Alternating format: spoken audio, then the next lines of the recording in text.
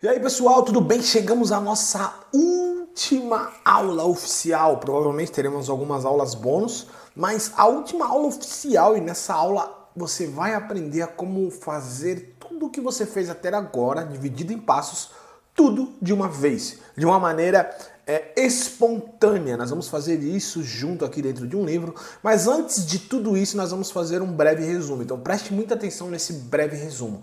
Eu assisto muitas aulas, eu ouço muitos podcasts, e para mim uma das coisas mais importantes que existem é o resumo e a conclusão, porque ele torna a minha mente mais clara sobre tudo que eu vi, tudo que eu ouvi até agora. Então preste muita atenção nesse breve resumo que faremos no início.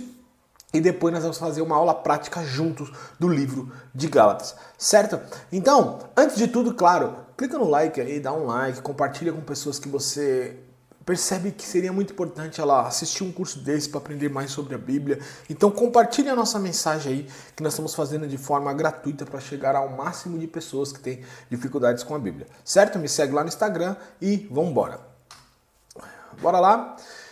Breve resumo do que nós falamos até agora em 7 aulas. Falamos o que é a Bíblia, certo?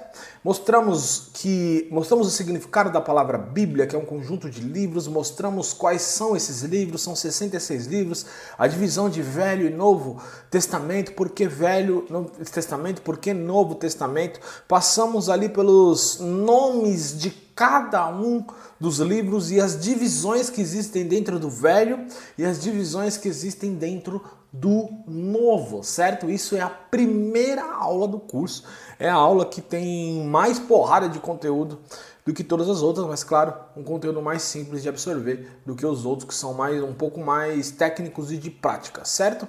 Segunda aula, falamos sobre a mentalidade correta para extrair o máximo da Bíblia. Falamos ali sobre a fé em Deus, falamos sobre a paciência, sobre a humildade, falamos sobre o amor e diversas outras atitudes mentais, habilidades que devem estar aí no seu comportamento antes de se debruçar sobre a Bíblia e você fazer para que você extraia o máximo dela, certo? Depois logo entramos na definição de método OICA, que é um método para te ajudar a interpretar um texto e aplicar esse texto na sua vida. A sigla OICA significa observar, interpretar, correlacionar e aplicar. Depois passamos para os 4 pontos do método OICA. Observar é a arte de investigar, certo? Investigar o máximo do contexto histórico, do contexto literário, para saber dar uma interpretação. Interpretar significa responder a pergunta: o que significa isso? Então, essa é a definição de interpretar. É você responder a pergunta: o que significa isso? O que esse versículo significa? O que essa passagem significa? O que esse texto significa? Terceiro é correlacionar. O correlacionar é encontrar outras passagens bíblicas que confirmem que a sua interpretação está correta, para que você não caia em erros em fazer interpretações errôneas e acabar aplicando verdades erradas em sua vida e assim ter consequências desastrosas. O correlacionar é muito importante para fugir dos erros e o que é muito importante o que eu quero falar a Bíblia, ela interpreta a si mesmo. Toda a Bíblia é una, toda a Bíblia se concorda. Por isso, quando você vai definir uma verdade a qual aplicar, provavelmente, na verdade, com certeza, você vai encontrar outro texto da Bíblia que concorde que essa interpretação está correta. E é muito importante fazer esse passo. Principalmente se você estiver pregando, ministrando, você for líder, pastor ou qualquer coisa, é muito importante. Outro erro que você não pode cometer é definir doutrinas para pessoas seguirem. Tem que ser feito assim, é assim que a Bíblia diz, dentro de um contexto que não tenha outras partes da Bíblia concordando com isso que você está falando, certo? E o outro ponto é aplicar, é como praticar a Bíblia, que são os cuidados que você deve tomar antes de aplicar e como aplicar em sua vida, certo? Esse é o resumo. Deixa eu ver aqui. Conclusão. Qual que é a conclusão dessas aulas que nós fizemos até agora? Ler, compreender e praticar a Bíblia é um trabalho natural e espiritual. Natural, pois é necessário compreender alguns conceitos humanos de interpretação, e espiritual, pois é necessária a dependência do Espírito Santo para abrir seu entendimento que Deus está te falando, para abrir seu entendimento do que Deus está te falando através daquele texto. Então, pessoal, o que nós precisamos prestar atenção é ler a Bíblia, compreender os textos, não é só uma habilidade espiritual, certo? Porém, também não é só uma habilidade natural. Natural foi o que nós fizemos aqui, ok? Vamos investigar, vamos observar, vamos procurar o contexto, tanto do contexto histórico quanto do contexto literário. Vamos dar uma interpretação a isso daqui, vamos procurar outros textos que concordem com isso aqui. Vamos ler em diversas linguagens. Você vai fazendo diversas coisas que são métodos de interpretação natural, humanas. Porém, o que Deus quer falar contigo naquele texto, só o entendimento espiritual que precisa ser aberto para que você compreenda a palavra rema de Deus para o seu coração. Então é um conjunto das duas coisas. E isso é muito importante, porque é um conjunto das duas coisas. Esse conjunto das duas coisas, ele vai para todas as áreas da vida, né? Muitas áreas, muitas denominações evangélicas, cristãs e católicas, elas ignoram totalmente o sobrenatural, o espiritual, e acham que tudo é racional e natural. E existem outras denominações que ignoram totalmente o natural, achando que tudo tem que ser espiritual, tudo tem que ser sobrenatural. Mas o sobrenatural age dentro do natural, certo? Vamos lá então? Alguma coisa só. Umas vantagens que você tem ao fazer esse curso com afinco, praticar as aulas, estudar, fazer todos os exercícios, responder todas as perguntas. Isso vai fazer com que você fique hábil e quem sabe pelo menos ler a Bíblia e fazer a sua interpretação correta está salvo de cair em heresias. O que é uma heresia? Um falso ensino. Saberá questionar professores e pregadores em busca de um sentido correto. Questionar no sentido bom, não ser apenas um crítico, mas você questionar líderes que estão falando que aquilo é uma verdade e você saber questionar dentro de textos bíblicos de forma a chegar à lucidez sobre aquele assunto.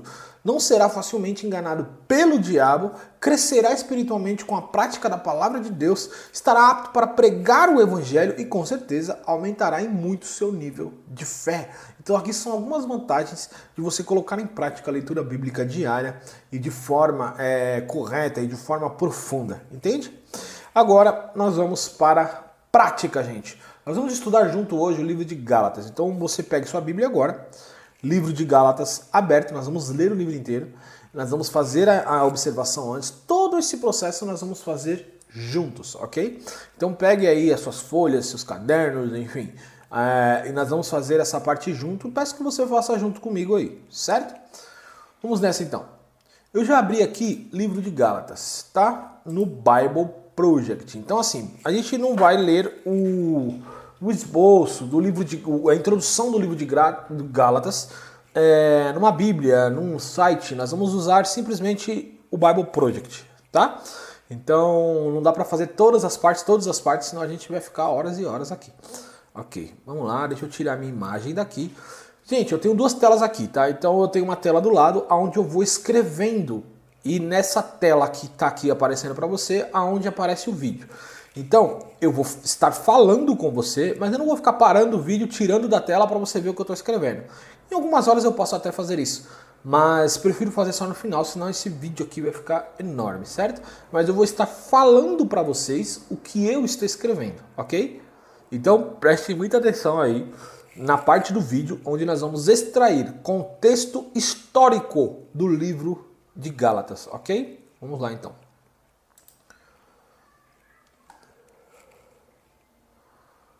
Carta de Paulo aos Gálatas. Foi escrita para várias igrejas na região da Galácia, onde Paulo tinha ido em uma das suas viagens missionárias.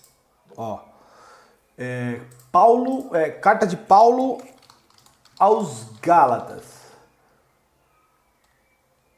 Por que Gálatas? Porque Paulo escreveu para as pessoas que se reuniam, que isso se define igreja, pessoas que se reuniam, igreja. Paulo escreveu às pessoas que se reuniam na região da Galácia. Portanto, Galácia é uma região, uma província, uma cidade. E as pessoas que se reuniam lá são os Gálatas. Por isso que carta de Paulo aos Gálatas, ok? Você pode ler as histórias no livro de Atos. Importante é que Paulo... vamos voltar aqui.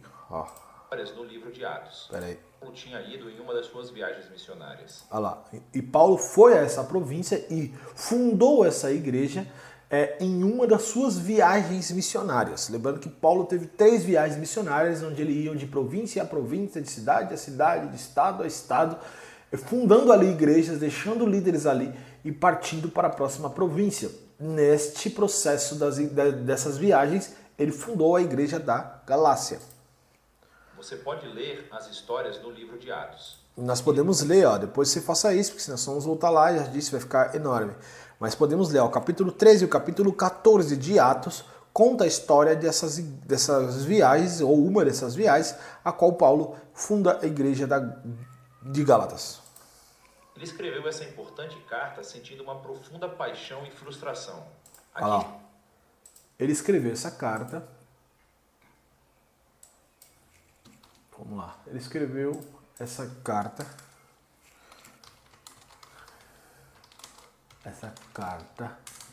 Sentindo 2 coisas. Vamos ver o que é uma profunda paixão e uma frustração. Vamos entender o que é isso. Pessoal, por que eu escolhi a carta de Gálatas? Porque a carta de Gálatas faz parte daquilo que eu mais ensino dentro do meu Instagram e das redes sociais, que é viver um evangelho sem religiosidade. Ou seja, não estamos mais debaixo de uma lei, mas debaixo da liberdade em Cristo, do amor em Cristo. E é isso que a carta de Gálatas fala, tá? Especificamente. Está a história por trás dela. O cristianismo começou como um movimento judaico-messiânico em Jerusalém, mas a sua mensagem era para toda a humanidade e assim rapidamente se espalhou para além de Israel. No tempo de Paulo como missionário, havia tantos não-judeus quanto judeus no movimento de Jesus, e isso desencadeou um enorme debate que conhecemos no livro de Atos, capítulo 15.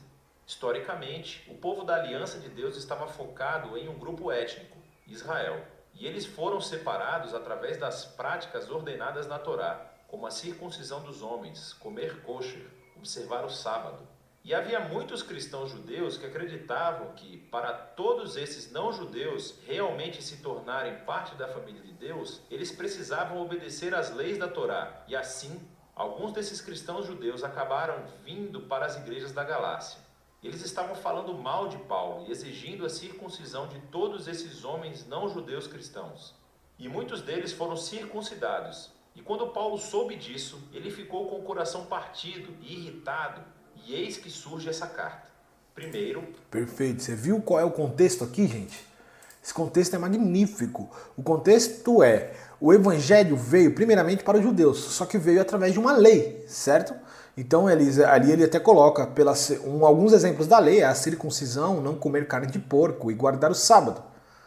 Porém, o evangelho se expandiu, gente. Então o evangelho era para o gentil também. Quem é gentil, gente? Todo aquele que não é judeu é um gentil. Então o evangelho se expandiu para o gentil. Porém, o gentil não conhece essas práticas que o judeu tinha. Então, para aquelas pessoas que eram judeus, como é sempre desafiador, deixar de seguir uma mentalidade, quando você aprende algo de uma forma e você percebe que aquilo que você aprendeu não é bem assim, você tem uma dificuldade de largar isso, de entregar isso, de deixar de pensar dessa forma. É o que aconteceu com aqueles judeus. Então, pode ver que ele escreve ali, você deve obedecer às leis da Torá para seguir Jesus. Então, essas pessoas ensinavam que mesmo que você crê em Cristo, você deve guardar o sábado, você não pode comer carne de porco, você deve ser circuncidado. Então, essas pessoas que pensam dessa forma, que são os judeus, os judaizantes, eles foram parar lá na igreja da Galácia. E ele até coloca ali o que o fariseu diz, que eu vou até voltar aqui para dar uma ênfase nisso que o fariseu diz. Esqueça o que Paulo disse, você precisa ser circuncidado. Então essas pessoas chegaram à igreja da Galácia. E o que é importante é que o pessoal da igreja da Galácia, como qualquer igreja, existem pessoas maduras, existem pessoas imaturas, existem pessoas que é levado por tudo quanto é tipo de ensino.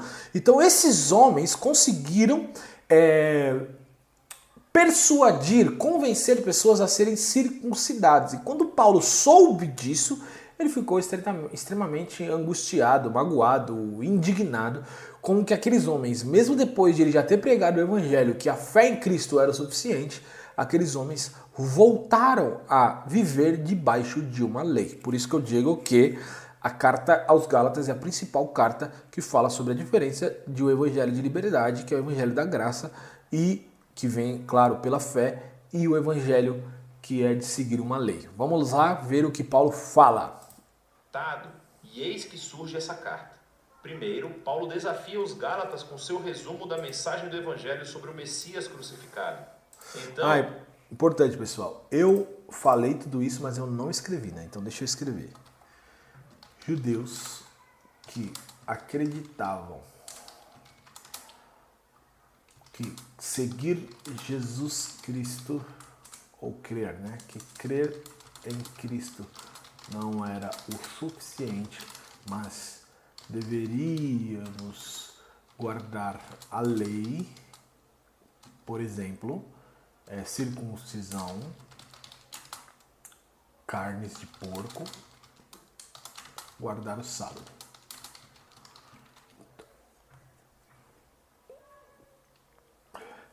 Esses judeus haviam chegado, judeus que acreditavam que crer em Cristo não era suficiente, mas deveriam guardar a lei, haviam chegado na igreja da Galácia,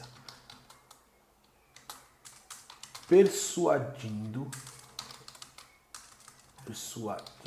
os Gálatas a se circuncidar,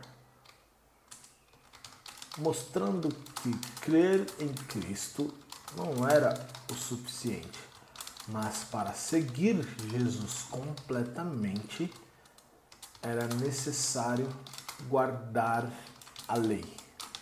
Esse é o contexto, gente. Beleza. Vamos lá. Ele argumenta que esse evangelho é o que cria a nova família multiétnica de Jesus e Abraão, e ele mostra como esse evangelho é o que realmente transforma as pessoas pela presença e pelo poder do Espírito. É dividido, ele mostra, a carta de Gálatas tem 6 capítulos, gente, ele mostra a divisão. Primeiro e segundo capítulo, o evangelho do Messias crucificado. Então vamos colocar aqui, divisões. Isso é muito importante, gente. Você vai fazer da maneira que você desejar, tá? Mas eu gosto de falar isso que deixa minha mente clara, tá? Primeiros 2 capítulos. O evangelho do Messias crucificado. Capítulos 3 e 4. Cria uma nova família multiétnica. E capítulos 5 e 6. Essa família é transformada pelo Espírito. Família transformada pelo Espírito. Que família é essa, gente? Família em que agora em Cristo todos somos um. Então não é só judeus, mas é judeus, gentios e todo o mundo. Só para ficar aí, às vezes, na sua cabeça, como que ele está escrevendo? Deixa eu mostrar para vocês. Olha como que eu estou escrevendo, gente. Tá? Ele escreveu a carta com carta sentindo duas coisas. Tá aqui, uma profunda paixão, uma frustração. Divisões é o que eu escrevi agora, tá? Então, só para mostrar para vocês como eu estou escrevendo, para você ver aí como você escreve. Beleza? Vamos embora. Ele começa expressando sua perplexidade por os Gálatas terem abraçado um evangelho diferente. É o evangelho promovido por esses cristãos que falam mal de Paulo e exigem a circuncisão. Então, Paulo defende primeiro a autenticidade da sua mensagem e a autoridade como um apóstolo. Que é importante, Nesta carta, qual é essa frustração? Lembra que ele falou no início?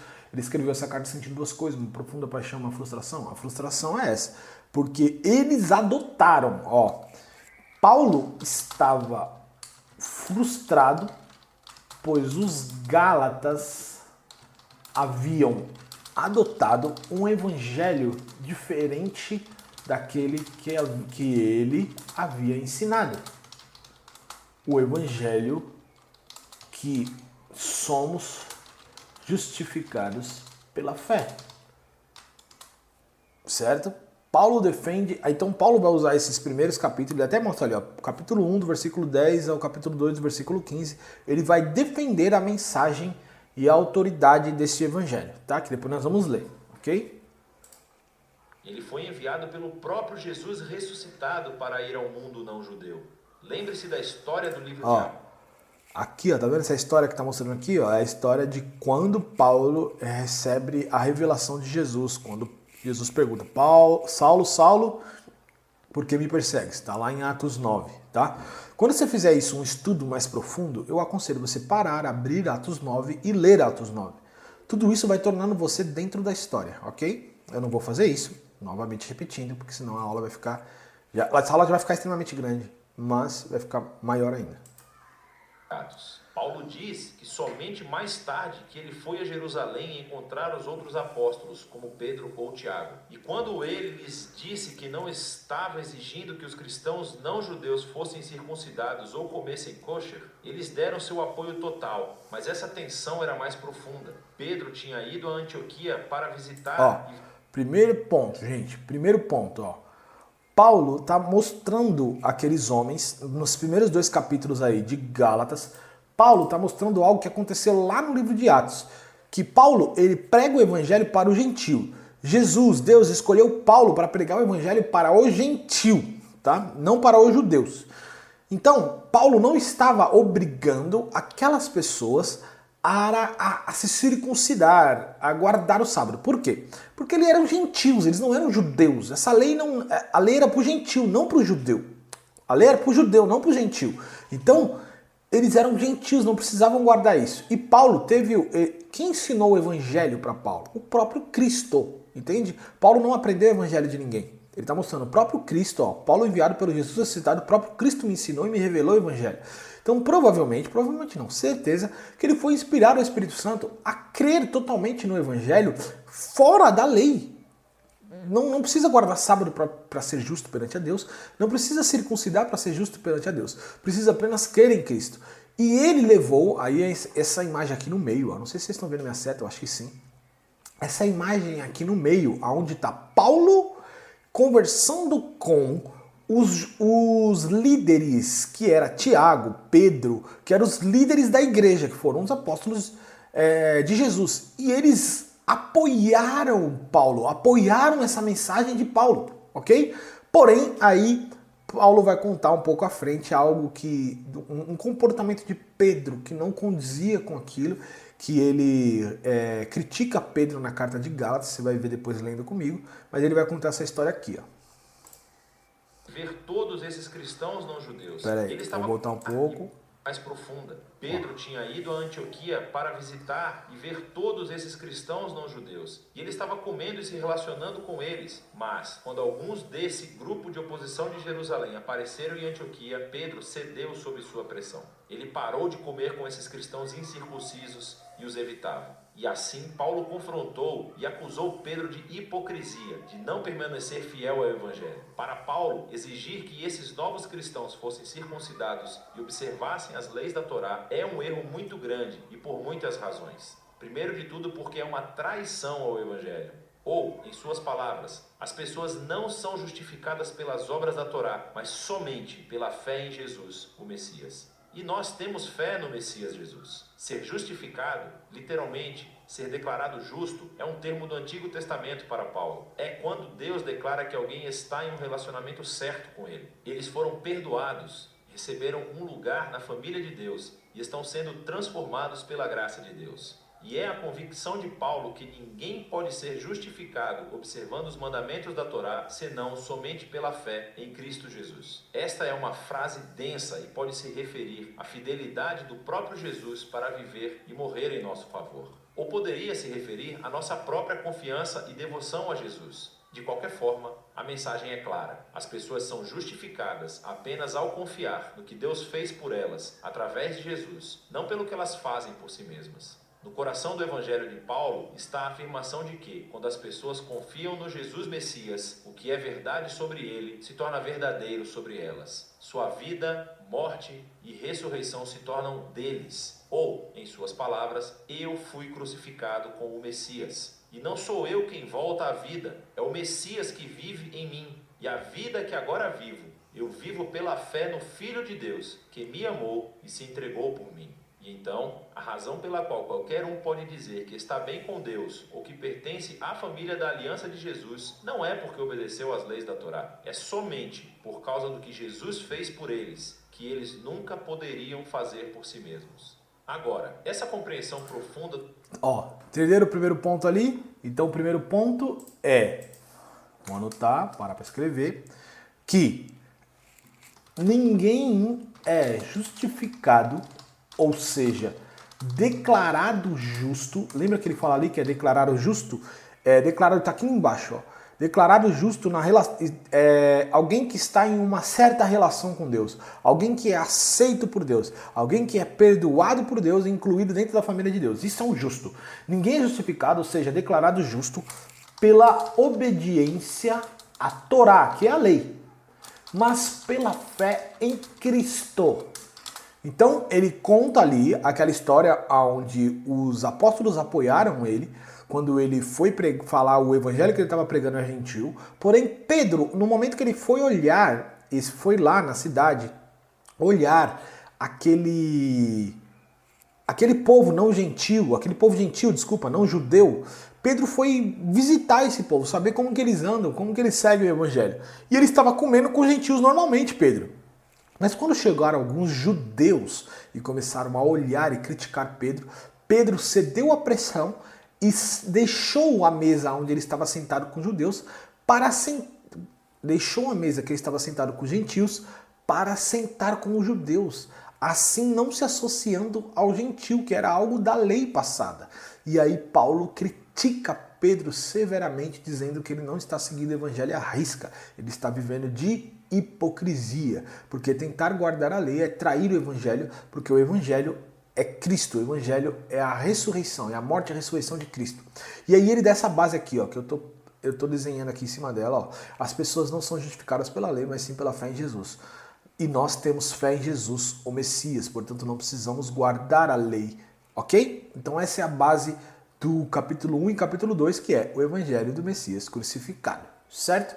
Vamos para o capítulo 3 e 4, vamos ver, que ele vai falar sobre criar uma família multiétnica, que agora a nossa família é entre judeus, gentios e todo o mundo. Não tem mais diferença entre judeu e gentio.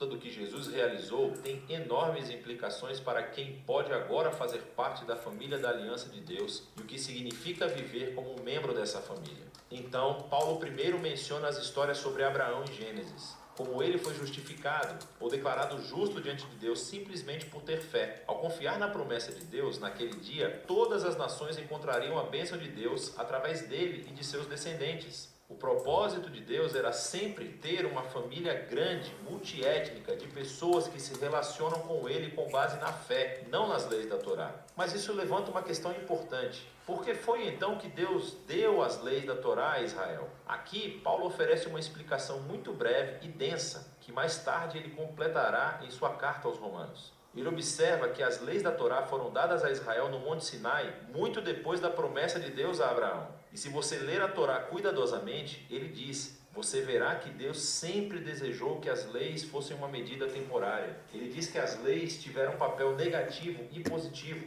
Negativamente, as leis agiram como uma lupa sobre o pecado de Israel. Elas expuseram como Israel compartilhou a condição humana pecaminosa, constantemente se rebelando contra a lei de Deus. E assim, a lei, que é boa, acabou pronunciando Israel e toda a humanidade como culpados. Ou, em suas palavras, as leis aprisionavam todos sob o poder do pecado, mas as leis também tinham um papel positivo. Elas agiam como um professor rigoroso da escola, que mantinha Israel na linha, até a vinda da prometida descendência de Abraão, o Messias. E quando o Messias veio, ele cumpriu o propósito das leis em favor de Israel. Jesus foi o fiel israelita que realmente...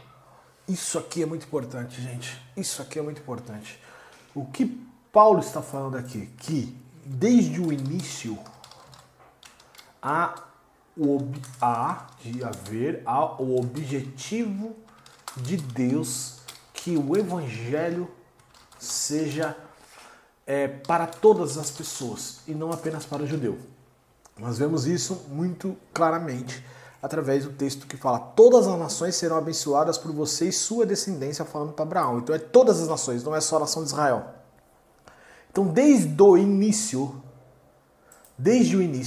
Deus tinha essa intenção, ok? Então é muito bom a gente gravar isso. A gente não pode pensar que Deus mudou o pensamento depois, que ele veio para o judeu, depois ele decidiu expandir. Não, desde o início ele tinha essa intenção. Então a pergunta que pode surgir, que é aí onde ele fez, então por que as leis da Torá? E aí ele explica. Por que existem leis? Ou seja, então muita gente pergunta isso. Mas, Abelino, para que existe a lei então? Se a lei hoje é ruim, por que existe a lei? A lei veio para apontar o pecado. Lembrando que aquele povo, se eles não tivessem uma lei, eles não sabiam nada. Paulo fala muito bem isso na própria carta aos Gálatas. Se a lei, não, ou a carta de Romanos, não me recordo agora. Se a lei não dissesse que cobiçar é errado, eu não saberia. Então cobiçar para ele seria normal. Então a lei aponta o pecado. Aponta dizendo o que é certo e o que é errado. Porém, a lei acaba condenando aquelas pessoas que não conseguiam viver plenamente sobre o que é certo, mostrando que todos são pecadores. Porém, ele mostra aqui, até essa professora rigorosa aqui, que na verdade baseado naquele texto, que a lei foi nosso tutor até Cristo, ela está mostrando, andem na linha. A lei é tentando fazer com que o povo ande numa linha até que Cristo venha. A lei era algo temporário, tá? A lei, vamos anotar isso aqui. A lei era algo temporário para preservar o povo reto perante a Deus até a vinda de Cristo. Reto no sentido de pelo menos reconhecerem o que é certo e o que é errado, tá? Porém, aí ele entra no ponto mais importante, que Cristo veio e cumpriu a lei. Cristo veio e cumpriu a lei. Ele foi o único que conseguiu fazer isso e vamos ver como que ele vai expandir essa ideia. Amou a Deus e ao próximo e, como rei de Israel, morreu para levar em si a maldição e consequência do fracasso de Israel e trazer a redenção. E agora, através de Jesus, a descendência de Abraão, a bênção de Deus pode chegar a todas as pessoas, independente da sua etnia, status social ou gênero. Para Paulo, não faz sentido exigir que os cristãos não judeus observem a Torá. Esse tipo de exigência age como se Jesus não tivesse cumprido a promessa de Deus ou lidado com os nossos pecados. Negligencia a nova liberdade adquirida para nós através de Jesus e do dom do Espírito e limita a promessa e bênção de Deus a uma família étnica. Isso é muito importante. Exigir que os gentios cumprissem a lei fere alguns princípios do Evangelho. Quais são esses princípios, gente? Vamos lá. Agir como se Jesus não tivesse não tivesse lidado com nossos pecados. Negligencia a liberdade que Cristo conquistou por nós e limita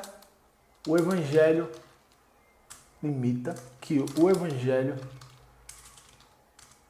se expanda para outras culturas, porque para cada cultura que for, eles vão querer que as pessoas sigam a cultura judaica, e o Evangelho não é judaico. O Evangelho é para todas as nações, para todos os mundos. Se toda nação que fosse pregar o Evangelho, eles quisessem que cumprissem a lei, imagina como que o Evangelho seria restrito, entende? Então, vamos lá, vamos continuar. Adversários de Paulo podem argumentar que as leis da Torá são um guia comprovado para viver de acordo com a vontade de Deus. Como os cristãos não judeus aprenderão isso? Paulo responde nos capítulos 5 e 6, descrevendo Isso é muito importante. Como os não judeus vão aprender a viver sobre o que é certo e errado sem lei? Isso aqui é uma pergunta muito importante para os dias de hoje também.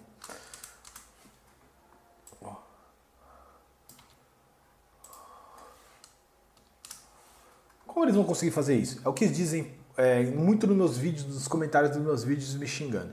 Que eu falo que não vivemos mais debaixo da lei. Aí a pessoa manda assim: Abel, então pode matar, pode roubar, pode. Os 10 mandamentos continuam válidos. Como que a pessoa vai saber o que é certo e errado sem os 10 mandamentos? Então, vamos ver o que Paulo responde sobre isso, que é a pergunta do fariseu aqui. Como os não-judeus aprenderão a vontade de Deus sem as leis? A presença transformadora de Jesus através do Espírito é o segredo. As leis da Torá são... Através do Espírito de Jesus. Vamos continuar. São sábias, diz Paulo. De fato, todas elas podem ser resumidas como Jesus fez no mandamento de amar ao próximo como a si mesmo. Mas as leis, boas como são, não deram a Israel o poder de obedecê-las. Em comparação, a boa nova é que Jesus cumpriu as leis em nosso nome. E agora, ele vive em nós através do Espírito, transformando o seu povo em novos seres humanos que cumprem a lei amando os outros. Então... Olha isso, que poder, gente, meu Deus. Eu tô fazendo essa aula e exultando por dentro aqui. Antes, o povo vivia baseado numa lei, é assim que eles sabiam que era certo e errado. Portanto, os judeus falam assim: peraí, sem leis, como esse povo vai saber o que é certo e errado? Paulo responde: através do Espírito de Jesus que vive neles. Vamos lá. As leis são até boas, ele está dizendo. Porém, por ser boas, não fez com que o povo seguisse a lei. Porque, na verdade, o povo não conseguia seguir a lei toda. Não conseguia, eles sempre estavam caindo em erro. Então, a lei ser boa não é a questão, porque o povo não conseguia seguir. Portanto, as boas novas do Evangelho é: Jesus cumpriu as leis em nosso nome e vive através de nós, criando seres humanos que amem uns aos outros. Porque, na verdade, amar um ao outro cumpre a lei. Quem ama o próximo não vai adulterar, não vai dizer falso testemunho, não vai matar, não vai roubar, não vai furtar. Por quê? Porque ele ama o próximo. Então, amar ao próximo cumpre a lei, certo? Vamos escrever isso aqui. Jesus cumpriu a lei em nosso nome e vive através de nós, amando o nosso próximo através do amor que foi derramado em nosso coração pelo Espírito Santo. Paulo continua: o contraste é entre a antiga e a nova humanidade. Os hábitos da antiga humanidade são óbvios. Estes são comportamentos que desumanizam as pessoas, destroem relacionamentos e comunidades inteiras. E, enquanto as leis da Torá proibiam esses comportamentos, Jesus realmente aniquilou-os na cruz. Então, quando uma pessoa confia em Jesus e vive em dependência do Espírito, a vida de Jesus se torna dessa pessoa e produz aquilo que Paulo chama de fruto do Espírito. Este é o modo de vida de Jesus que ele quer reproduzir na sua família, para que se tornem pessoas de amor, alegria, paz, paciência, bondade, fidelidade, humildade, gentileza e autocontrole. Mas esse fruto não é automático, diz Paulo. Ele requer cultivo, assim como um fruto real. Ou, em suas palavras, se vivemos pelo Espírito, temos que nos manter em sintonia com o Espírito. Isso requer intencionalidade. Temos que aprender a podar os nossos velhos hábitos e cultivar novos. E, ao fazê-lo, somos levados pelo Espírito, à medida que Jesus renova as nossas mentes e corações e nos torna pessoas que amam a Deus e aos outros. E assim, o povo de Jesus cumpre o que Paulo chama de Torá do Messias. No final, Paulo conclui: esse requisito para os cristãos se tornarem observadores da Torá, ou serem circuncidados. Então, peraí, deixa eu voltar, que eu achei que... Ó que ponto importante. Aí Paulo mostra a diferença das obras da carne, que é a humanidade antiga, divisão, idolatria, egoísmo, moralidade sexual, assassinato, e o fruto do Espírito. Então a diferença é que quando vivemos uma vida de relacionamento com o Espírito, que é cultivar aquilo que o Espírito gera dentro de nós, nós deixamos os velhos hábitos e vamos incluindo cada vez novos hábitos gerados pelo Espírito Santo, assim seguindo a lei do Messias, a lei de Cristo. A lei de Cristo é o amor, gente. A lei de Cristo é o amor. Então, assim, o que Paulo está falando é, viver por regras não vai mudar ninguém, porque ninguém consegue cumprir regras, mas viver pelo Espírito faz com que o Espírito gere em nós o fruto dele, que é a gentileza, a paz, a paciência, o autocontrole, a bondade, a humildade, a alegria, a fidelidade. Tudo isso é gerado quando nós nos mantemos em relacionamento com o Espírito. Mas claro, isso não é algo automático, isso é algo que precisa ser cultivado por nós. Do Messias. No final, Paulo conclui: esse requisito para os cristãos se tornarem observadores da Torá, ou serem circuncidados, é um caminho que perde o foco no objetivo. O que realmente importa é a nova criação de Deus, esta família multiétnica do Messias. Pessoas cheias de fé em Jesus, que estão aprendendo a amar a Deus e aos outros no poder do Espírito. E é disso que trata a carta aos Gálatas. Magnífico, né, gente? Magnífico. Deixa eu escrever esse final aqui que eu não tinha escrevido. Não tinha escrito, né? Escrevi, né? Ó. Então, a diferença é a vida no Espírito gera fruto. Fruto, não é frutos, tá? E o fruto dessa vida é todas aquelas consequências, tá?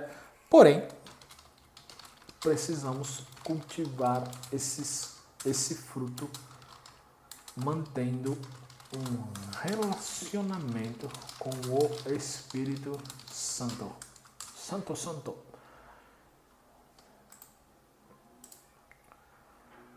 Certo?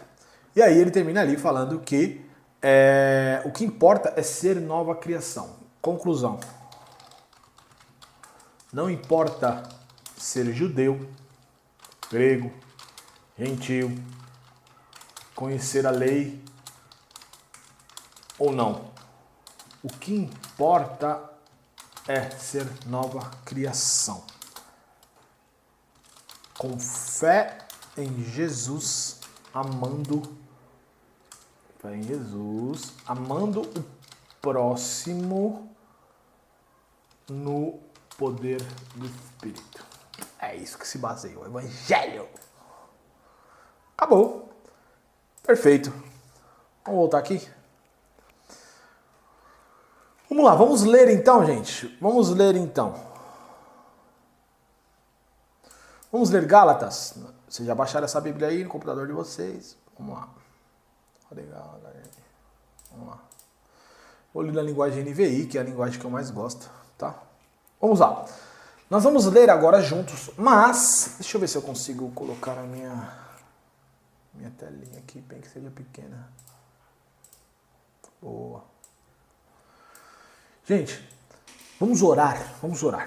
Nesse momento aqui, nós devemos ter orado antes de até assistir o vídeo, mas como estamos numa aula, passei despercebido. Agora que nós vamos ler a Bíblia, vamos orar, mesmo que seja uma aula, vamos pedir que o Espírito Santo abra o nosso entendimento. Lembrando que, para a postura a qual eu devo me portar perante a palavra é primeiramente fé, acreditando que Deus vai falar comigo agora. Essa é a palavra dele, ele vai usar a palavra dele para falar comigo agora, certo? Então nós precisamos de paciência, que é ler de forma calma, ok? Nós precisamos de humildade, permitindo que o Espírito Santo transforme o nosso caráter e nos confronte. Precisamos de amor, que é entendendo que ao ler essa palavra nós vamos amar mais a Deus e automaticamente contribuir com o próximo, amando mais o próximo. Então nós precisamos estar muito claros. Eu esqueci as outras duas características aqui agora de cabeça. Deixa eu ver se é importante essa parte aqui.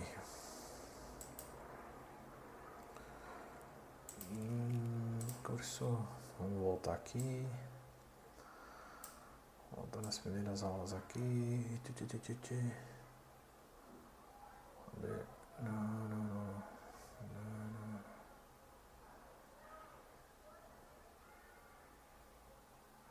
Deus, gente. Aula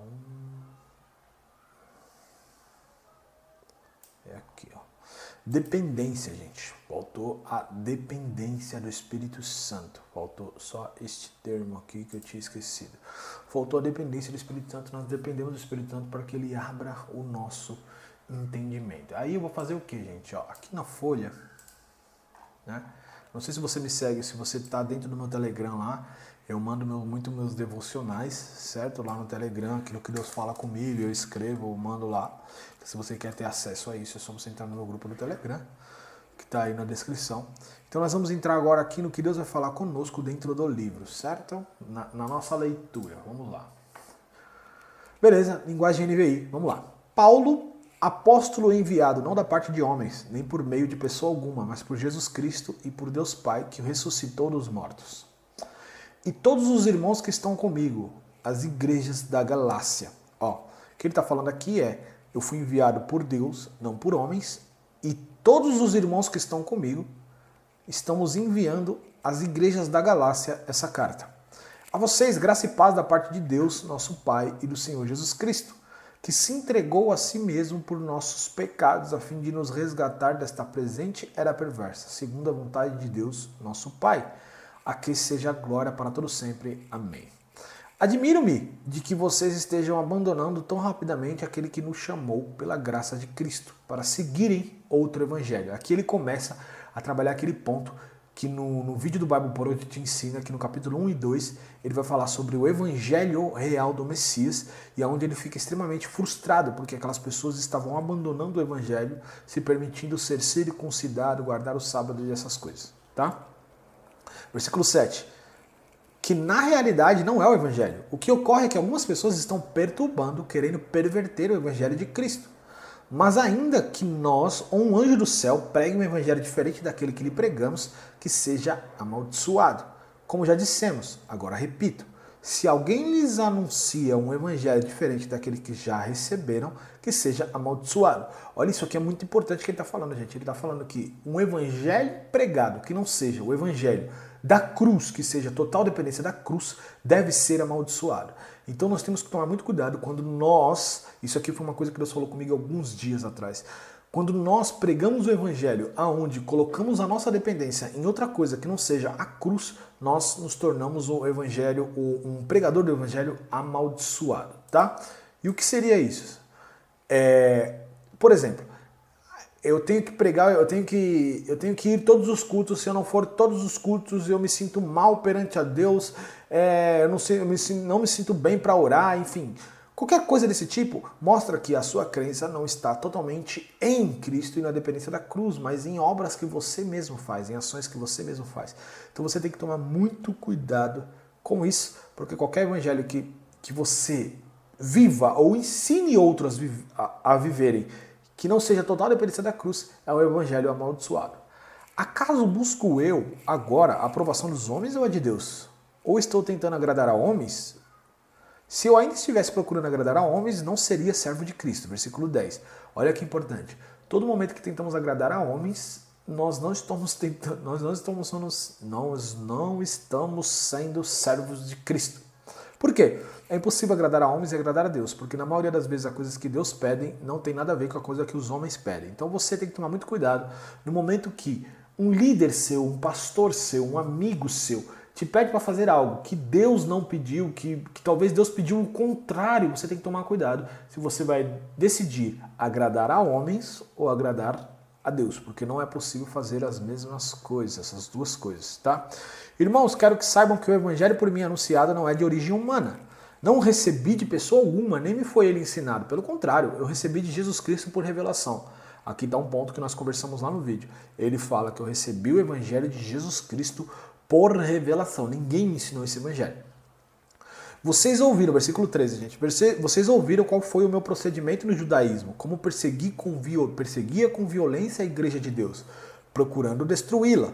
No judaísmo eu superava a maioria dos judeus da minha idade e era extremamente zeloso das tradições dos meus antepassados. Mas Deus me separou desde o ventre materno e me chamou por sua graça, quando lhe agradou revelar seu Filho em mim para que eu anunciasse entre os gentios. Não consultei pessoa alguma. Tampouco subi a Jerusalém para ver os que já eram apóstolos antes de mim, mas de imediato parti para a Arábia e tornei voltar a Damasco. Depois de 3 anos subi a Jerusalém para conhecer Pedro pessoalmente e estive com ele 15 dias. Não vi nenhum dos outros apóstolos, a não ser Tiago, irmão do Senhor. Quanto ao que lhes escrevo, afirmo diante de Deus que não minto. A seguir fui para as regiões da Síria e da Cilícia. Eu não era pessoalmente conhecido pelas igrejas da Judéia que estão em Cristo. Apenas ouviam dizer, aquele que antes nos perseguia agora está anunciando a fé que outrora procurava destruir e glorificavam a Deus por minha causa. Então ele está mostrando aqui que ele era um judeu, fariseu, que seguia zelosamente as leis e as tradições. Porém, quando Cristo foi revelado através dele, ele não quis mais saber dessas tradições e ele seguiu rapidamente em pregar o evangelho. Ele não se preocupou em ir a Jerusalém, em conversar com os apóstolos, pedir permissão. Ele já saiu pregando o evangelho. Só depois de muito tempo ele foi conhecer Pedro, foi conhecer Tiago e ele nem conheceu as pessoas da igreja da Judéia, que eram judeus, que provavelmente são os judaizantes que vieram para ensinar um outro evangelho para esse povo. E ele fala que a única coisa que a igreja da Judéia conhecia sobre ele era esse dizer, aquele que antes estava nos perseguindo, agora anuncia a fé que antes tentava destruir. Ou seja, antes ele nos perseguia, agora ele prega Cristo como nós. Por quê? Porque Paulo foi um grande perseguidor da igreja, um grande assassino de cristãos antes de começar a pregar o evangelho. Certo, gente? Gálatas 1, vambora, Gálatas 2. Deixa eu passar aqui, capítulo 2. O ministério de Paulo é aceito pelos apóstolos. Vamos lá. 14 anos depois eu subi novamente a Jerusalém. Ele está mostrando, depois de 14 anos eu subi novamente para Jerusalém, para conversar com Paulo, para conversar com Pedro, com os líderes da igreja. E dessa vez eu subi com Barnabé, levando também Tito comigo. Fui para lá por causa de uma revelação e expus diante deles o evangelho que pregam entre os gentios, fazendo-o, porém, em particular aos que pareciam mais influentes, para não correr ou ter corrido em vão. Mas nem mesmo Tito, que estava comigo, foi obrigado a circuncidar-se, apesar de ser grego. Essa questão foi levantada porque alguns falsos irmãos infiltraram-se em nosso meio para espionar a liberdade que temos em Cristo Jesus e nos reduzir à escravidão. Não nos submetemos a eles por um instante, para que a verdade do evangelho permanecesse com vocês. Quanto aos que pareciam influentes, o que eram, então, não faz diferença para mim. Deus não julga pela aparência. Tais homens influentes não me acrescentaram em nada. Pelo contrário, reconheceram que a mim havia sido confiada a pregação do evangelho aos incircuncisos, assim como a Pedro aos circuncisos. Pois Deus, que operou por meio de Pedro como apóstolo aos circuncisos, também operou por meio intermédio para os gentios, reconhecendo a graça que me fora concedida. Tiago, Pedro e João, tidos como coluna, estenderam a mão direita a mim e a Barnabé em sinal de comunhão. Eles concordaram em que devíamos nos dirigir aos gentios e eles aos circuncisos. Somente pediram que nos lembrássemos dos pobres, o que me esforcei para fazer. Então ele está dizendo aqui, depois de 14 anos, por causa de uma revelação, eu subi lá para Jerusalém para falar com eles. O que aconteceu? Alguns homens judeus se infiltravam no meio deles, tentando arrancar essa liberdade que eles tinham de seguir apenas a Cristo, mas não guardar o sábado, não se circuncidar, não comer carne de porco.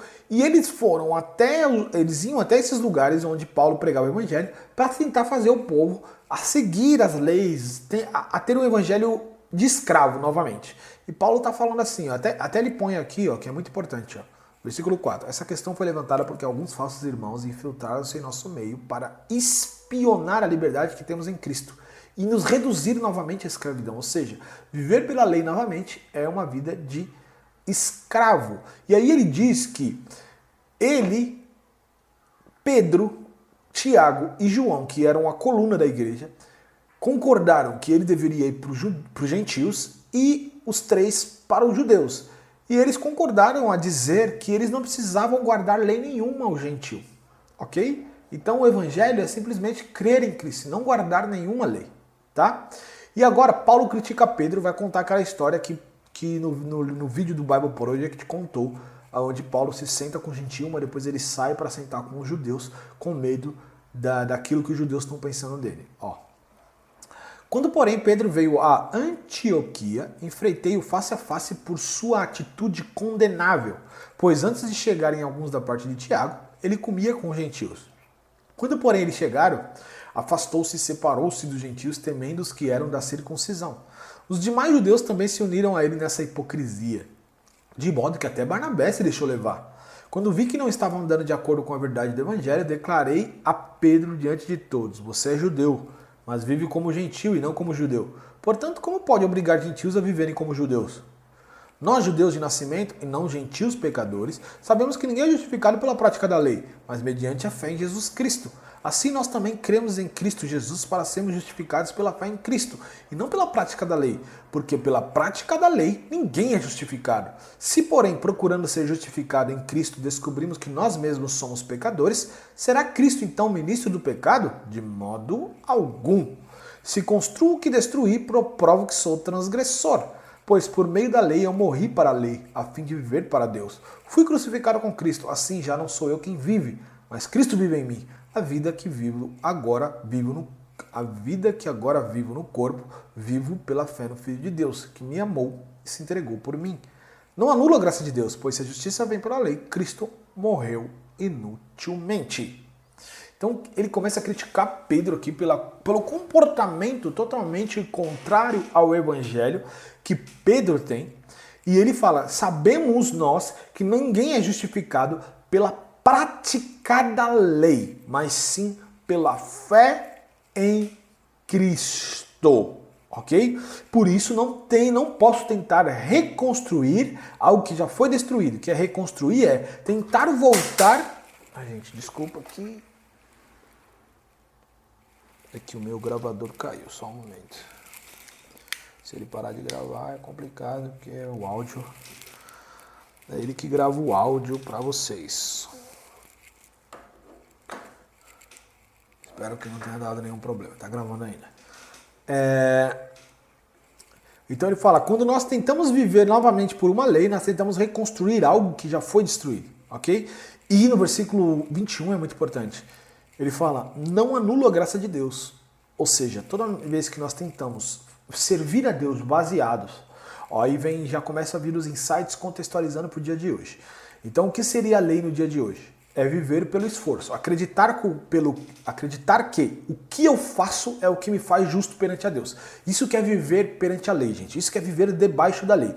Acreditar que o que eu faço é o que me faz ser justo perante a Deus e não o que Cristo fez. Então, todo momento que eu faço isso, achar que o que me faz justo perante a Deus são as minhas obras, as minhas ações e não o que Cristo fez, eu anulo a graça de Deus. É esse o grande poder trazendo para o contexto de hoje. Então eu vou anotar isso aqui agora. Viver debaixo da lei hoje, vou colocar aqui, contextualizando o que é viver debaixo da lei. Tá. Viver debaixo da lei hoje é acreditar que o que eu faço é o que me faz justo perante a Deus e não a obra de Cristo.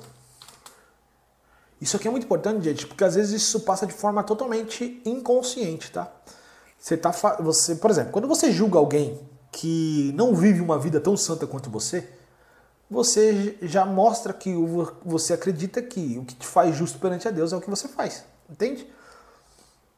Se a pessoa crê em Cristo e você crê em Cristo, vocês dois são justos, vocês dois são aceitos. Se você critica ele, ele crê em Cristo, mas ele não ora tanto quanto eu. Então você acredita que a sua obra que te faz ter mais poder, que te faz ser mais santo, que te faz ser mais justo perante a Deus. Então você está vivendo debaixo da lei, dessa forma anulando a graça de Deus. Viver debaixo da lei, então vamos anotar de novo. Viver debaixo da lei é acreditar que o que eu faço é o que me faz justo perante a Deus e não a obra de Cristo. Crer nisso me faz anular a graça de Deus. Isso é muito importante. Anular a graça de Deus. Cair da graça. Eu acho que aqui ele vai nos falar sobre o que é cair da graça. Entramos no capítulo 3, gente. Aqui é um dos textos que eu gosto, que é o versículo 1. Ó Gálatas insensatos, quem os enfeitiçou? Não foi diante dos seus olhos que Jesus Cristo foi exposto como crucificado? Isso aqui é um texto muito importante. que nós vamos ler, agora nós vamos colocar em prática em diversas linguagens. Vamos ler em diversas linguagens esse texto aqui, ó. Ó Gálatas insensatos, quem os enfeitiçou? Não foi diante dos seus olhos que Jesus Cristo foi exposto como crucificado? E vamos ler a continuação. Gostaria de saber apenas uma coisa. Foi pela prática da lei que vocês receberam o Espírito ou pela fé naquilo que ouviram? Será que vocês são tão insensatos que, tendo começado pelo Espírito, querem agora se aperfeiçoar pelo esforço próprio? É isso que eu defino viver debaixo da lei. Viver pelo esforço, tá? Será que foi inútil sofrer tantas coisas? Se é que foi inútil. Aquele que lhes dá o seu Espírito e opera milagre entre vocês, realiza essas coisas pela prática da lei ou pela fé com a qual receberam a palavra? Vamos ler aqui na linguagem de hoje. Vamos lá. Ó Gálatas sem juízo, quem foi que enfeitiçou vocês? Na minha pregação a vocês, eu fiz uma descrição perfeita da morte de Jesus Cristo na cruz. Por assim dizer, vocês viram Jesus na cruz. Respondam somente isto. Vocês receberam o Espírito de Deus por terem feito o que a lei manda ou por terem ouvido a mensagem do Evangelho e terem crido nela? Aqui ele está falando da diferença entre viver debaixo da lei e viver pela fé. Olha que louco. O Espírito veio sobre vocês porque vocês praticaram, porque vocês guardaram o sábado, porque vocês circuncidaram ou simplesmente porque vocês creram? Como é que vocês podem ter tão pouco juízo? Vocês começaram sua vida cristã pelo poder do Espírito e agora querem ir até o fim pelas suas próprias forças? Será que essas coisas pelas quais vocês passaram não serviram para nada? Não é possível. Será que quando Deus dá o seu Espírito e faz milagre entre vocês é porque vocês fazem o que a lei manda? Não será que é porque vocês ouvem a mensagem e creem nela? Olha, ele está mostrando aqui, ó. Não é o que eu faço, mas é o que eu creio. Vamos ler na linguagem viva, que eu gosto bastante também, ó. Gálatas insensatos, quem foi o feiticeiro que os sugestionou e pôs em vocês esse encantamento ruinoso? Porque vocês costumavam ver o significado da morte de Jesus Cristo tão claramente como se eu tivesse exibido diante de vocês um quadro com o retrato de Cristo morrendo na cruz. Só quero fazer-lhes uma pergunta. Vocês receberam o Espírito Santo pela tentativa de guardar leis judaicas? Claro que não, pois o Espírito só veio sobre vocês depois que vocês ouviram acerca de Cristo e confiaram nele para ser salvos. Então será que vocês ficaram completamente loucos? Pois se a tentativa de obedecer às leis judaicas nunca lhes deu vida espiritual no princípio, por que vocês pensam que a tentativa de obedecê-las agora os fará cristãos mais fortes? Vocês sofreram tanto pelo Evangelho e agora vão simplesmente jogar tudo pela janela? Mal posso acreditar nisso. Eu lhes pergunto de novo. Deus lhe dá o Espírito Santo. Deus lhe dá o poder do Espírito Santo e opera milagres no meio de vocês como resultado das suas tentativas de obediência às leis judaicas? Não. Naturalmente que não. É quando vocês creem em Cristo e confiam inteiramente nele. Magnífico, né? Agora vamos ler na linguagem a mensagem que particularmente eu gosto bastante também. Peraí, é até o texto, versículo 5. Vamos lá. Meus queridos Gálatas, vocês ficaram malucos? Alguém os enfeitiçou? Perderam o juízo? Algo muito estranho aconteceu, pois é óbvio que Jesus crucificado não está mais no centro da vida de vocês. Olha que louco. Ai, pai. O que ele definiu aqui, ó? O Jesus crucificado não está mais no centro. Quando nós achamos que a nossa obra, o quanto vamos à igreja, o quanto jejuamos, o quanto falamos de Deus, o quanto demonstramos a nossa santidade, o quanto oramos, o quanto lemos a Bíblia, o quanto conhecemos e decoramos versículos bíblicos. É isso que nos faz ser cristãos, é isso que nos faz ser pessoas servos de Deus. Cristo não está mais no centro da nossa vida. Porque Cristo sendo o centro, eu sei que tudo que eu faço, tudo que eu tenho é pela cruz.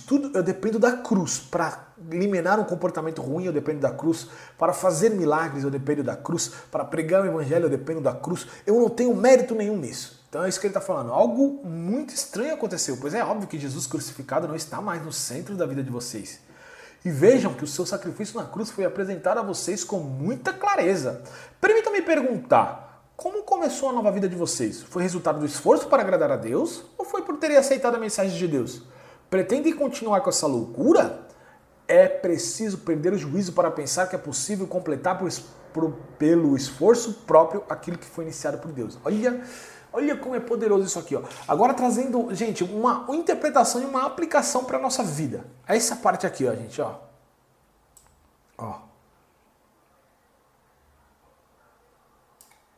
É preciso perder o juízo para pensar que é possível completar por esforço próprio aquilo que foi iniciado por Deus. Isso aqui é muito importante, ó. Quantas coisas, vou colocar aqui como aplicação. Quantas coisas Deus iniciou em nossa vida e tentamos finalizar através do esforço. Ai, ai, ai. Isso é poderoso demais. Quantas coisas Deus iniciou em nossa vida e tentamos finalizar através do esforço. Eu preciso fazer, você precisa fazer agora, eu preciso fazer, eu, Abner, Deus está falando isso aqui comigo. Eu, Abner, preciso fazer uma introspecção, um momento de silêncio depois dessa aula e meditar sobre algo na minha vida que eu possa estar tentando terminar por esforço próprio aquilo que Deus iniciou. Deus está falando comigo, tá? Isso aqui Deus está falando comigo. Se Deus estiver falando com você, manda aí nos comentários que Deus está falando com você, tá? Agora vamos lá. Se vocês não foram capazes o bastante para começar a obra de Deus, acham que podem aperfeiçoá-la?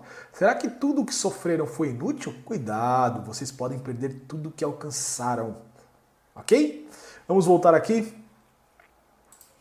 Vamos voltar. Versículo 6. Considere o exemplo de Abraão. Ele creu em Deus e isso lhe foi creditado como justiça.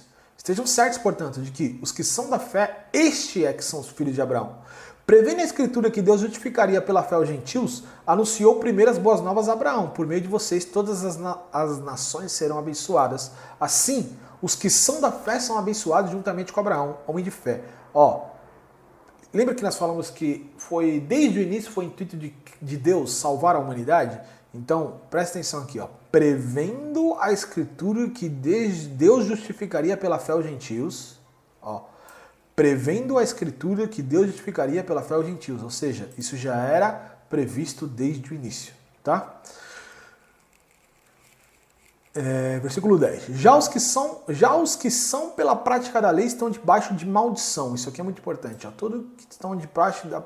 Todos que estão tentando se justificar pela prática da lei estão debaixo de maldição. Isso é muito importante, porque todos aqueles que tentam conquistar a Cristo por esforço próprio estão debaixo de maldição. Porque está escrito, maldito todo aquele que não persiste em praticar todas as coisas escritas na lei. A lei deles tinha 613 mandamentos. Que seja 10. Vamos falar. Alguns falam, são os 10, outros 613 são especulações dos próprios rabinos. Vamos lá. Se tem os 10 mandamentos, eles não conseguiam cumprir um, acho que é o próprio Tiago que fala isso, aquele que quebra um mandamento da lei é culpado de quebrar a todos, porque aquele que escreveu um mandamento da lei, escreveu todos. Então, quem está tentando viver pela lei está sempre debaixo de maldição porque não consegue cumprir todos os mandamentos, tá? É evidente que diante de Deus ninguém é justificado pela lei, pois o justo viverá pela fé. A lei não é baseada na fé. Pelo contrário, quem praticar essas coisas, por elas viverá. Ele pega um texto aqui onde fala, quem praticar a lei, por ela viverá. Então, se você quiser praticar as leis, você vai viver pela lei. Agora, se você quiser viver pela fé, tem que viver pela fé. São duas coisas diferentes. Cristo nos redimiu da maldição da lei quando se tornou maldição em nosso lugar, pois está escrito, maldito todo aquele que for pendurado no madeiro. Baseado nesse texto, gente, é o que eu digo no meu Instagram, nas minhas pregações, que não existe mais maldição sobre nossas vidas, porque as maldições descritas lá, que se eu não fizer isso, a maldição virá sobre você, o devorador virá sobre você, ou qualquer coisa virá sobre você, são maldições da lei. E a Bíblia fala que maldito todo aquele que é pendurado no madeiro. Quem foi pendurado no madeiro? Cristo. Então ele destruiu toda a maldição. Não tem mais maldição sobre a minha vida. Se você está vivendo algo, uma maldição sobre sua vida, você deve quebrá-la no nome de Jesus, porque ela não tem direito de estar sobre sua vida. Ok? Versículo 14. Isso para quem crê em Cristo Jesus, a bênção de Abraão chegasse... Isso para que em Cristo Jesus, a bênção de Abraão chegasse também aos gentios, para que recebêssemos a promessa do Espírito mediante a fé. Ok? Vamos lá. Irmãos, humanamente falando, ninguém pode anular um testamento depois de ratificado, nem acrescentar-lhe algo. Assim também as promessas foram feitas a Abraão e ao seu descendente. A Escritura não diz aos seus descendentes, como se falando de muitos, mas ao seu descendente, dando a entender que se trata de um só, isto é, Cristo. Então isso é um texto que fala que as promessas, todas as nações serão abençoadas e a sua descendência. Então está falando ao seu descendente, ou seja, um só, ou seja, Cristo, ok? Quero dizer isto, a lei que veio 430 anos depois não anula a aliança previamente estabelecida por Deus, de modo que venha invalidar a promessa. Pois se a herança depende da lei, já não depende da promessa. Deus, porém, concedeu-lhe gratuitamente a Abraão mediante a promessa. Aqui ele está falando que o evangelho chegar aos gentios é algo que foi previsto antes da lei, ok? Muito antes da lei. Então por isso eles não precisam seguir lei nenhuma, tá? Então ele até está falando aqui, eu quero dizer isto, a lei que veio 430 anos depois não anula a aliança que Deus estabeleceu com Abraão, que todas as nações da terra seriam abençoadas, ou seja, inclui os gentios. Por isso, vocês não precisam, tá falando, vocês não precisam seguir lei, porque desde o início já havia previsto que o evangelho chegaria até vocês, ok? Versículo 19, aqui nós vamos entrar naquele ponto que lá no vídeo fala. Qual é o propósito da lei então? Tá? Vamos lá. Qual era então o propósito da lei? Foi acrescentada por causa das transgressões, até que viesse o descendente, a quem se referia a promessa, e foi promulgada por meio de anjos, pela mão de um mediador. Contudo, o mediador representa mais de um, Deus, porém, é um. Então, a lei opõe-se às promessas de Deus? De maneira nenhuma, pois se tivesse dado uma lei que pudesse conceder vida, certamente a justiça viria da lei. Mas a Escritura encerrou tudo debaixo do pecado, a fim de que a promessa, que é pela fé em Cristo Jesus, fosse dada aos que creem. Tá? Então aqui ele está falando, a lei foi boa, a lei veio para... A lei veio... Isso aqui é muito importante. Ó. Qual o propósito da lei? Foi acrescentada por causa das transgressões. Vamos ler isso aqui em outra linguagem. Ó. Então, por que foi dada a lei? Ela foi dada para mostrar as coisas que são contra a vontade de Deus. Tá vendo? Ó? Vamos ler na linguagem viva. Versículo 19. Ora, pois, então por que as leis foram dadas? Elas foram acrescentadas depois que a promessa foi dada, a fim de mostrar aos homens quanto eles são culpados de quebrar as leis de Deus. Ok? Vamos ler na mensagem então. Versículo 19, está aqui no meio. Ó. Então, qual o objetivo desse adendo que chamamos lei? Foi um acréscimo às promessas originais contidas na aliança feita com Abraão. O propósito da lei era preservar um povo pecador na história da salvação até que Cristo, o descendente, viesse. Certo? Então a lei veio para mostrar o que é certo e o que é errado. Mas ela não veio para resolver o problema, porque ela não resolve. Ok? Deixa eu ver onde eu estou. Tá. Antes que viesse essa fé, estávamos sob custódia da lei. Não, peraí. Mas a Escritura encerrou tudo debaixo do pecado, a fim de que a promessa, que é pela fé em Jesus Cristo, fosse dada aos que creem. Antes que viesse esta fé, estávamos sob a custódia da lei. Nela encerrados, até que a fé haveria de vir fosse revelada. Tá? Estávamos debaixo da lei, porém, agora estamos debaixo da fé. Ok? Os filhos. Vamos lá. Assim, a lei foi nosso tutor até Cristo, onde ele mostra aquela professora lá no vídeo, tá? Agora, porém, tendo chegado à fé, já não estamos mais sob o controle do tutor, ou seja, não estamos mais sob o controle da lei. Todos vocês são filhos de Deus mediante a fé em Jesus Cristo, pois os que em Cristo foram batizados, de Cristo se revestiram. Não há judeu nem grego, escravo nem livre, homem nem mulher, pois todos são um em Cristo Jesus. Em breve eu vou fazer um conteúdo falando sobre a questão de homem e mulher. E esse texto, para mim, é a base da onde eu acredito que não existe diferença entre homem e mulher. Ó. Não há judeu nem grego, escravo nem livre, homem nem mulher, pois todos são um em Cristo Jesus. Tá? E se vocês são de Cristo, são descendência de Abraão e herdeiros segundo a promessa. Então todos nós somos descendentes de Abraão, por causa que da mesma forma que Abraão creu, isso lhe foi acreditado como justiça, nós cremos em Cristo e isso nos é acreditado justiça. Certo? Beleza, Gálatas 4, vamos lá, gente. Digo, porém, que enquanto o herdeiro é menor de idade, de nada difere de um escravo, embora seja dono de tudo. Aqui ele vai usar uma analogia, certo?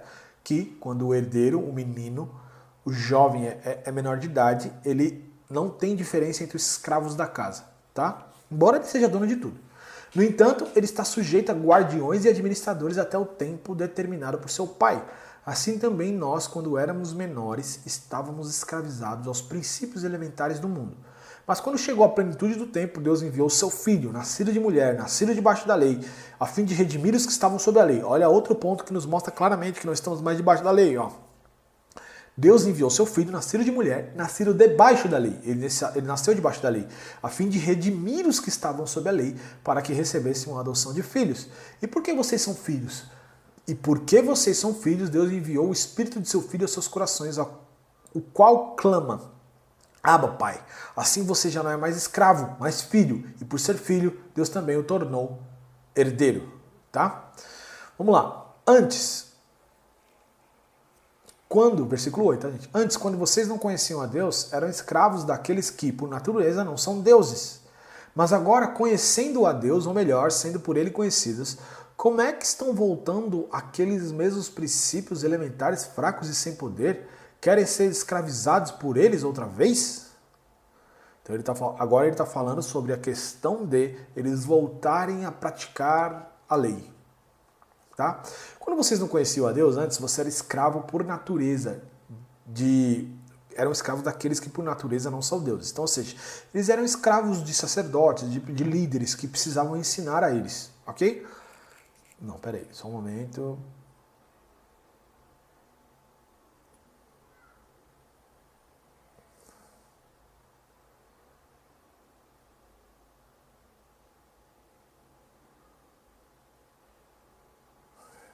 Aqui ele não está falando. Ó como é importante que eu fiz agora, gente.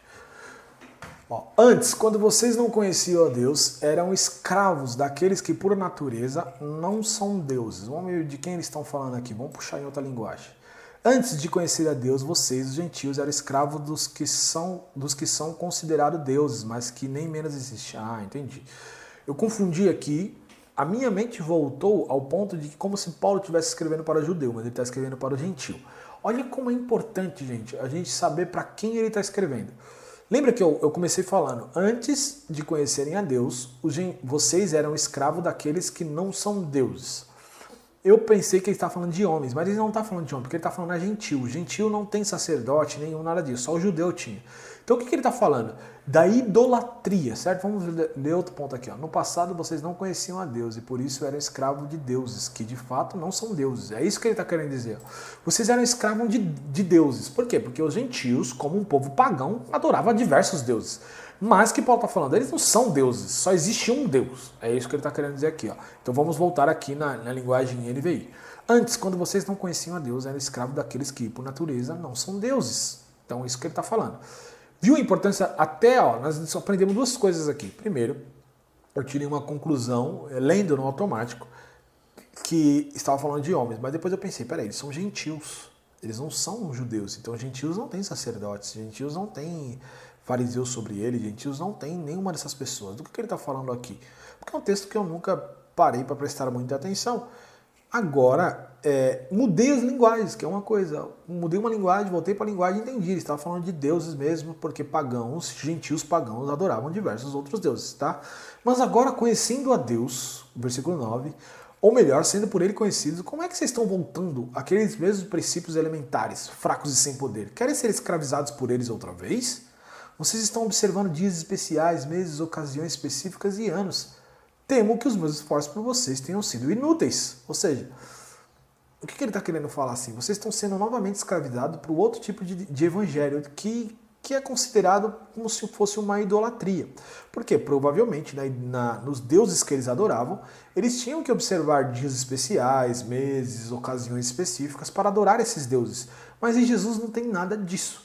Cristo, ele nos redime simplesmente por crer nele, ok? Agora vocês estão voltando para isso. Dentro do próprio Evangelho de Cristo, vocês estão voltando para a lei, para ocasiões especiais, para meses específicos e anos. Entende? Versículo 12. Eu lhes suplico, irmãos, que se tornem como eu, pois me tornei como vocês. Em nada vocês me ofenderam. Como sabem, foi por causa de uma doença que lhes preguei o Evangelho pela primeira vez. Embora minha doença lhes tenha sido uma aprovação, vocês não me trataram com desprezo ou desdém. Pelo contrário, receberam-me como se eu fosse um anjo de Deus, como o próprio Cristo. O que aconteceu com a alegria de vocês? Tenho certeza que, se fosse possível, vocês teriam arrancado os próprios olhos para dá-los a mim. Aqui Paulo está falando de uma enfermidade que ele teve, parece que foi nos olhos, né? Tornei-me inimigo de vocês por lhes dizer a verdade? Os que fazem tanto esforço para agradá-los não agem bem, mas querem isolá-los a fim de que vocês também mostrem zelo por eles. É bom sempre ser zeloso pelo bem, não apenas quando estou presente. Tá. Meus filhos, novamente, estou sofrendo dores de parto por sua causa até que Cristo seja formado em vocês. Eu gostaria de estar com vocês agora e mudar o meu tom de voz, pois estou perplexo quanto a vocês. Paulo está falando da perplexidade, da agonia, da indignidade que ele está perante aquelas situações, perante eles voltarem a viver esse evangelho. Ele mostra, eu vou ter que formar de novo vocês em Cristo, provavelmente em intercessão, em ensino, em luta espiritual a favor desse povo. E aí ele vai entrar numa analogia entre Agar e Sara. Digam-me vocês, os que querem estar debaixo da lei, acaso vocês não ouvem a lei? Pois está escrito que Abraão teve 2 filhos, um da escrava e outro da livre. O filho da escrava nasceu de modo natural, mas o filho da livre nasceu mediante a promessa. Isso é usado aqui como ilustração. Estas mulheres representam 2 alianças. Uma aliança procede do Monte Sinai e gera filhos para a escravidão. Esta é Agar. Agar representa o Monte Sinai, na Arábia, e corresponde à atual cidade de Jerusalém, que está escravizada com seus filhos. Mas a Jerusalém do alto é livre, e essa é a nossa mãe. Pois está escrito, regozije-se, ó estéril, você que nunca teve um filho. Grite de alegria, você que nunca esteve em trabalho de parto, porque mais são os filhos da mulher abandonada do que daquela que tem marido. Peraí, deixa eu ver. Tá. Vocês, irmãos, são filhos da promessa, como Isaac. Naquele tempo, o filho nascido de modo natural perseguia o filho nascido segundo o Espírito. O mesmo acontece agora. Mas o que diz a Escritura? Mande embora a escrava e seu filho, porque o filho da escrava jamais será herdeiro como o filho da livre. Portanto, irmãos, não somos filhos da escrava, mas da livre. Ele usa aqui uma ilustração, gente, mostrando que Agar era filha, era uma escrava, certo? Que Abraão teve relações sexuais com ela e nasceu Ismael. Então ele está mostrando sobre um filho nascido de modo natural, ou seja, ele não foi prometido, não foi iniciado por Deus, mas foi iniciado pelo homem. Ele não foi iniciado por Deus, mas foi iniciado pelo homem. Mas o filho, Isaac foi iniciado por Deus, onde Deus prometeu a Abraão um filho. Então ele está falando da diferença entre viver uma vida na lei, é viver uma vida iniciada por nós mesmos, pelo nosso esforço. Viver uma vida no Espírito é uma vida que Deus faz através de nós, com o Espírito que vive dentro de nós. Para isso nós temos que escolher viver de modo natural ou viver segundo o Espírito. Para viver de modo segundo o Espírito, devemos mandar embora a vida pelo esforço. Entende? A liberdade em Cristo, capítulo 5. Estamos chegando no final, só tem o 5 e o 6 agora. Foi para a liberdade que Cristo nos libertou, portanto permaneçam firmes e não se deixem submeter novamente a um jugo de escravidão. Ouçam bem o que eu, Paulo, lhes digo, caso se deixem circuncidar, Cristo de nada lhes servirá. De novo declara, todo homem que se deixa circuncidar que está obrigado a cumprir toda a lei. Vocês que procuram ser justificados pela lei separaram-se de Cristo, caíram da graça. Olha, quando tentamos viver uma vida pelo esforço, quando tentamos viver uma vida a qual aquilo que fazemos nos torna justos, nós caímos da graça. Olha que absurdo isso.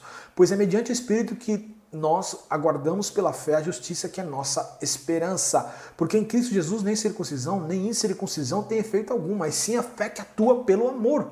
Vocês corriam bem. Quem os impediu de continuar obedecendo a verdade?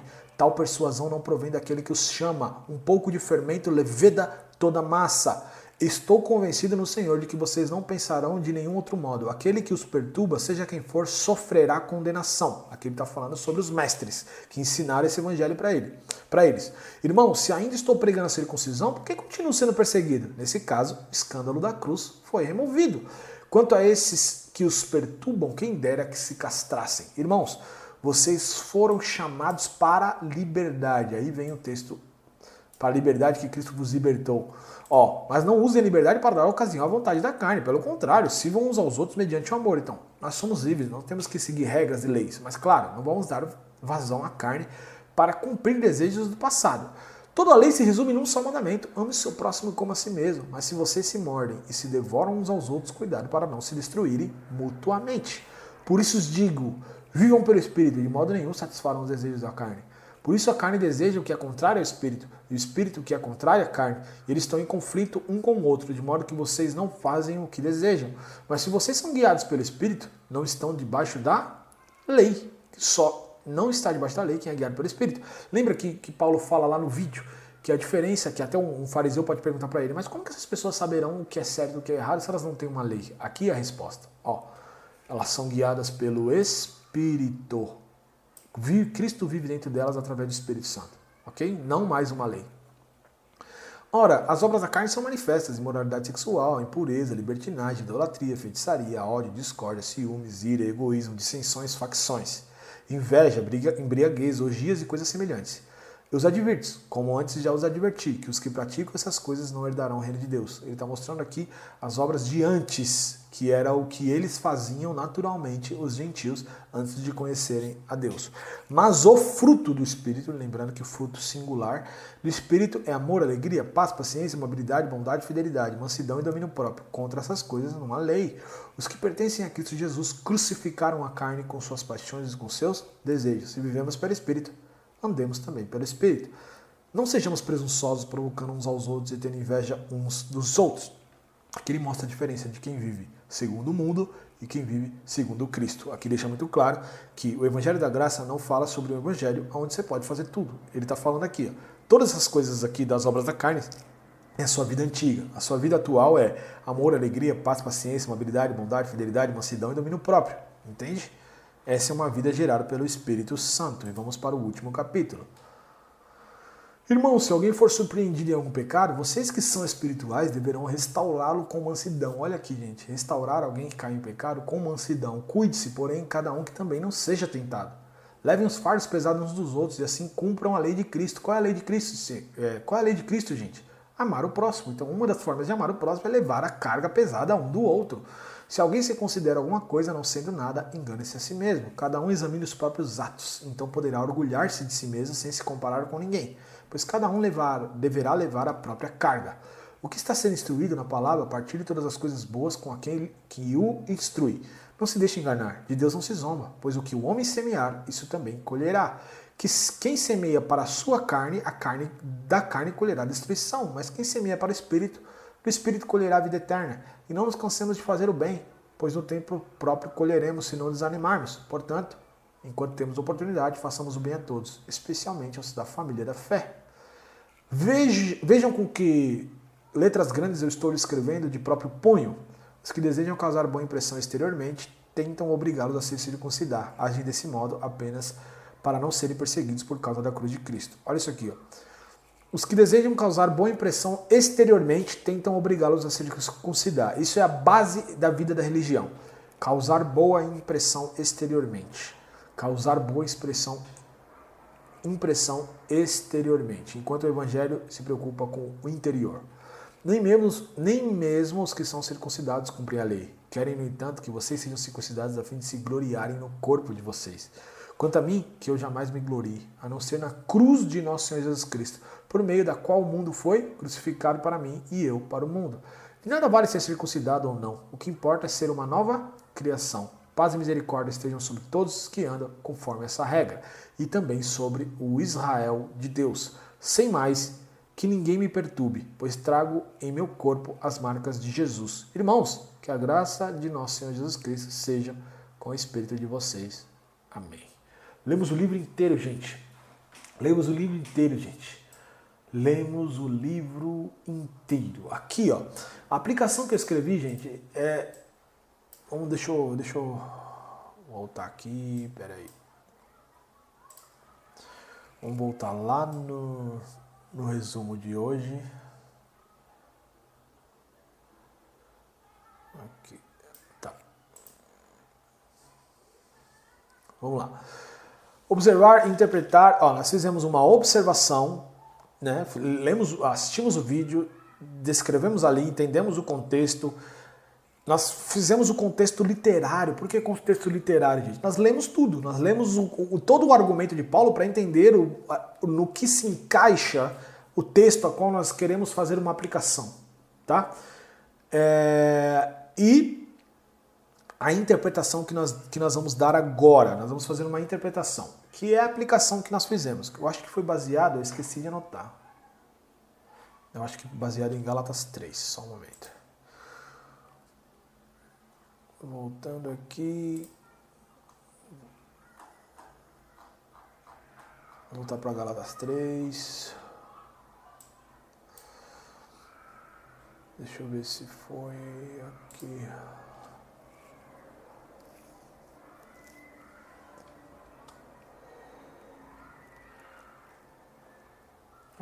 A aplicação que eu escrevi, gente, foi: quantas coisas Deus iniciou em nossa vida e tentamos finalizar através do esforço? Eu acho que foi aqui em Gálatas 3. Espera aí, deixa eu pegar. Meus queridos, vocês ficaram malucos? Alguém se enfeitiçou? Perderam o juízo? Aqui, foi isso. Na linguagem da mensagem. Permita-me perguntar, como começou a nova vida de vocês? Foi resultado do esforço para agradar a Deus? Ou foi para terem aceitado a mensagem de Deus? Pretende continuar com essa loucura? Aí foi aqui, ó. É preciso perder juízo para pensar que é possível completar pelo esforço aquilo que foi iniciado por Deus. Gente, imagina o seguinte, você vai fazer o seu devocional. Você pode fazer o seu devocional, você está lendo ali o livro de Gálatas e de repente um texto te chama a atenção, que é o que aconteceu comigo agora. Um texto me chama a atenção. Dentro desse texto que me chama a atenção é o que eu vou buscar interpretar. Ele está entre o versículo 2 e 4, porque o versículo 2 e 4, porque aqui na mensagem ele divide assim, né, por categorias. Vamos ver aqui na linguagem de NVI, entre o 2 e 4. Gostaria de saber, tá. Será que vocês são tão insensatos que, tendo começado pelo Espírito, querem agora se aperfeiçoar pelo esforço próprio? Então, assim, o que Deus falou comigo hoje, e vou transmitir para vocês. Quantas coisas Ele iniciou em minha vida, quantas coisas eu comecei a fazer por inspiração e por direcionamento dEle, e às vezes eu passo a tentar fazer pelas minhas próprias artimanhas, tá?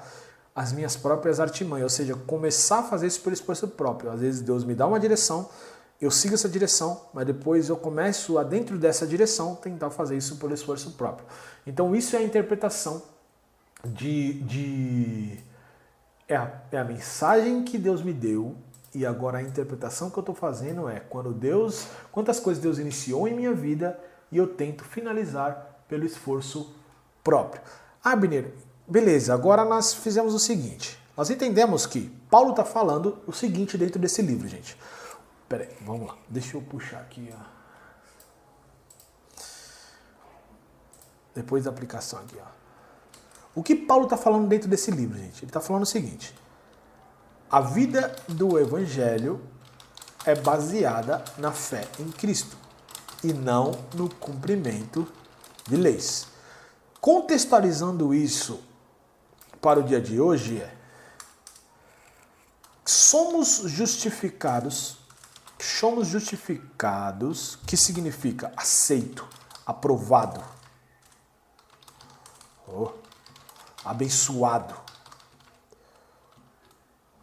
por Deus através do sacrifício de Jesus Cristo e não por meio do que fazemos. Isso é muito importante, porque a vida da religião e a vida do evangelho verdadeiro definem isso aqui. A vida da religião é focada em fazer, a vida do evangelho é focada no que já foi feito, né? Essa é a base. Porém, dentro de todos os textos que Deus mostrou aqui agora, o que Deus mais falou comigo é quando Deus inicia algo em minha vida, às vezes Ele iniciou algo em minha vida, como Ele inicia algo na minha vida? Ele me dá uma direção e eu começo a partir e a viver debaixo dessa direção, mas daqui a pouco eu começo a puxar isso por meu esforço próprio, para as minhas próprias estratégias, entende? E é isso que Deus falou comigo. Então, dentro disso, eu vou procurar uma correlação. Eu fiz a observação, fiz uma interpretação de um texto, falando, Deus inicia algo na minha vida, mas de repente eu quero tomar conta disso e fazer pela minha própria força, não buscando mais sabedoria em Deus para fazer isso. Aí eu vou buscar uma correlação. Qual outro texto bíblico que nos mostra isso? Em próprio Gálatas, ele nos dá uma ilustração que mostra isso claramente, que está em Gálatas 4, que é a ilustração da história de Agar e Sara. Isso aqui é muito claro. Sara fez isso, Sara e Abraão. Deus iniciou um projeto na vida deles. Qual foi iniciado um projeto? Eu vou lhe dar um filho. Eu prometo, eu vou lhe dar um filho. E ele começou a esperar esse filho na direção de Deus. Mas de repente há uma sugestão de Sara para ele tomar Agar como mulher e ter relações com ela, que dentro daquela lei, da lei deles, da cultura deles, isso era algo totalmente correto. E Abraão parte para essa ideia, ou seja, aquilo que começou em Deus, iniciou em Deus, está passando a ser guiado pelo homem, pelo esforço humano, por viver debaixo da lei, pelo esforço, pela minha força, pelas minhas habilidades, pelas minhas estratégias. Entendeu? Entendeu? Então nós temos uma correlação que é a história de Abraão e Sara para confirmar o que Deus falou comigo. correlação.